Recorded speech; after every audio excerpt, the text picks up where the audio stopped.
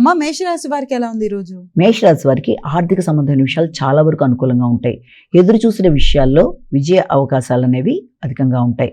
ప్రతి విషయంలోనూ మీరు తీసుకునే నిర్ణయాలు చాలా వరకు మీకు అనుకూలంగా ఉండడం, విద్యాపరమైన విషయాల్లో, వాహన సంబంధమైన విషయాల్లో, మీ ఆలోచనలలో అభివృద్ధికరంగా ఉండడం, మీరు పడే శ్రమకి తగిన ప్రతిఫలం అనేది లభించడం, కమ్యూనికేషన్ అనుకూలంగా ఉంటుంది, రైటింగ్ స్కిల్స్ని పెంపొందించుకుంటారు, బంధువర్గంతో అనుకూలంగా ఉంటుంది, తల్లిదండ్రులతో కలిపి చక్కటి నిర్ణయాలు తీసుకుంటారు, విద్యాపరంగా విద్యార్థులు ప్రణాళికను ఏర్పరచుకోవడం, విద్యాపరంగా ముందుకు వెళ్ళడానికి చేసే కృషి అన్ని విధాలా అనుకూలమైన సమయంగా దీన్ని మనం భావించవచ్చు. వృషభ రాశి.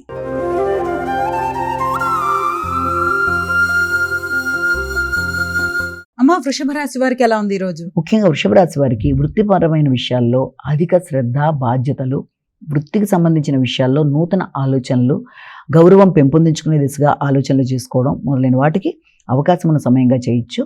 అంతేకాకుండా మీకు వృత్తిపరంగా కూడా ఆర్థిక విషయాలు చాలా వరకు అనుకూలంగా ఉండే అవకాశం ఉంది.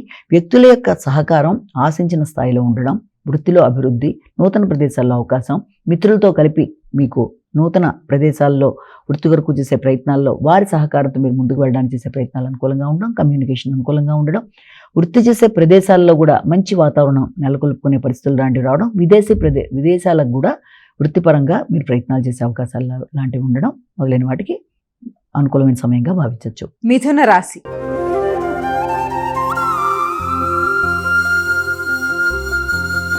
అమ్మ మిథున రాశి వారికి ఎలా ఉంది ఈరోజు? మిథున రాశి వారి విషయాన్ని కనుక తీసుకున్నట్లయితే మిథున రాశి వారికి దూర ప్రదేశాల్లో ఉన్నత విద్య కొరకు ప్రయత్నాలు చేస్తారు, తండ్రి ఆరోగ్య విషయంలో శ్రద్ధ తీసుకుంటారు, ఆర్థిక విషయాల మీద దృష్టి కేటాయిస్తారు. అవన్నీ కూడా చాలా వరకు మీకు అనుకూలంగా ఉండే అవకాశం అనేది ఉంది.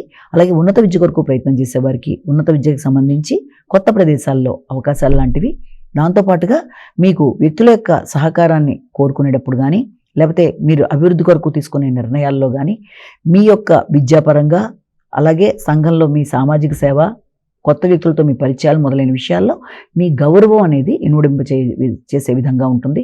వృత్తిపరంగా కూడా మీ గౌరవం అనేది పెరగడం, బాధ్యతలు పెరగడం, శ్రమ పెరిగినా కూడా గుర్తింపు, గౌరవం లభించడం అనేది మొదలైన వాటికి అవకాశం అనేది. అలాగే వృత్తితో పాటుగా విద్యాపరంగా కూడా అనుకూలమైన సమయంగా భావించవచ్చు. దూర ప్రదేశాల్లో విద్య కొరకు ప్రయత్నం చేసే వారికి చాలా వరకు అనుకూలమైన సమయంగానే మనం భావించవచ్చు. కమ్యూనికేషన్ విషయంలో తగిన జాగ్రత్తలతో ముందుకు వెళ్ళాలి.